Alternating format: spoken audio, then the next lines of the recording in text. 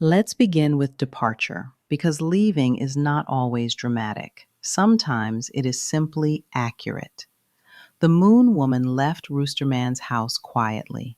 There was no argument that day, no final plea. The house had been cold for a long time, and she finally stopped pretending it was winter. Rooster Man sat by the fire he never fed, mistaking stillness for stewardship. He called the silence peace. She knew better. She walked out with what she could carry, her breath, her knowing, her body still intact. The land beyond the house was unfamiliar, but it was honest. Cold air does not lie about its temperature. She felt him before she saw him. The strong, silent type did not announce himself. He followed at a distance that respected her leaving. Not close enough to crowd, not far enough to abandon. He did not speak when she noticed him. He did not explain. He simply stayed within the perimeter of safety. The Moon Woman did not turn around. She did not wave. She did not ask. She kept walking. Weeks passed, then months. Her pace slowed as her nervous system began to uncoil from Rooster Man's house, where sound existed without substance, where promises were loud but hands were empty. The land here was rough, but it responded. When she made camp, the ground held. When she slept, the night passed without threat. She saw the strong, silent man sometimes at dawn, sometimes at dusk, always far enough not to intrude, always close enough to matter. He never entered her camp. Please note this. Restraint is not distance. It is discipline. The Moon Woman healed in increments. Some days she was strong. Other days, the memory of Rooster Man's cold house crept into her bones, making her doubt her leaving. On those days, the strong, silent man did not appear closer. He did not take advantage of vulnerability. He did not rush intimacy. He simply remained. She learned something subtle.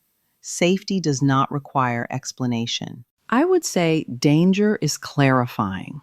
It exposes who learned what and where. One night, months into her solitude, the Moon Woman encountered real threat. Not emotional neglect, not silence dressed as virtue. Real danger, movement in the dark, the wrong kind of attention, the sharp edge of being alone in a world that notices women. Before fear could settle fully into her chest, the land shifted. The strong, silent man appeared without spectacle.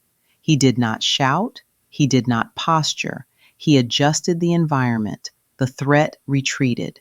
The night recalibrated. Her surroundings became safe again. Only then did he sit, close enough that she could feel the steadiness of his breathing, far enough that she did not feel claimed. "Why are you hounding me?" she asked finally, not unkindly. He answered with few words because that was his way. "You shouldn't be alone out here," he said.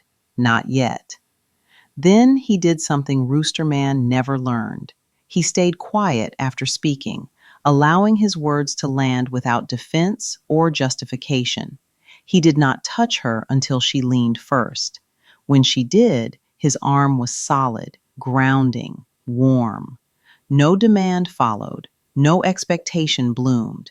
Presence was the offering.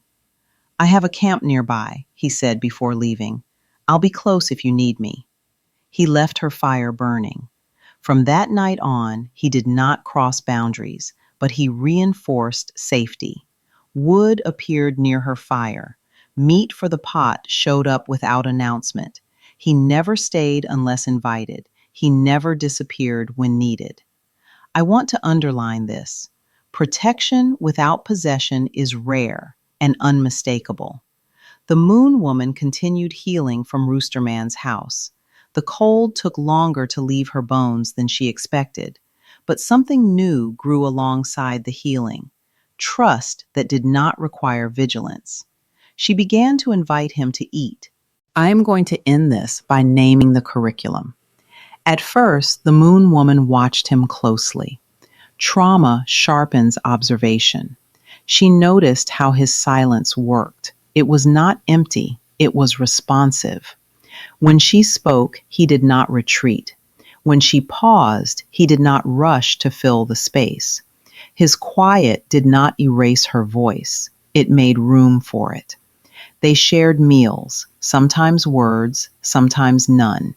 His presence did not drain her. It restored her. She realized something important.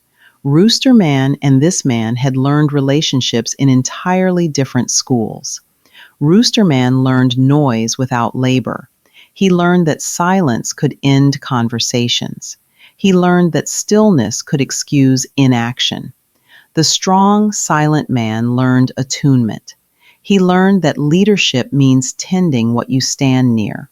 He learned that silence is not the absence of effort, it is the absence of waste.